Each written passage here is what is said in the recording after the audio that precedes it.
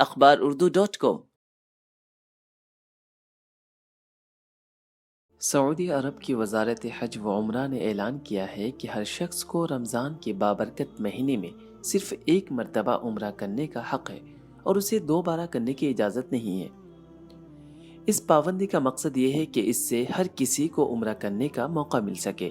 سعودی وزارت نے کہا کہ رمضان میں کافی حد تک ایک عمرہ کرنے سے دوسروں کو سکون اور آسانی کے ساتھ اپنے مناسک ادا کرنے کا موقع ملتا ہے۔ وزارت نے اس بات کی تصدیق کی کہ عمرہ کرنے کے لیے نسخ درخواست سے اجازت نامہ جاری کرانا ضروری ہے۔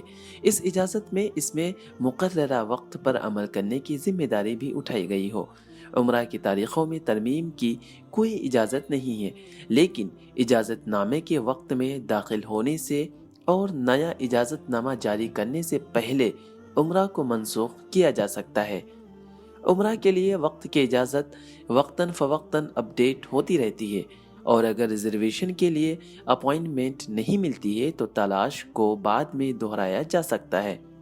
یاد رہے، وزارت حج و عمرہ نے اس سے قبل نسک اپلیکیشن کے ذریعے رواں ماہ رمضان المبارک کے لیے عمرہ اجازت نامے کی دستیابی کا اعلان کیا تھا۔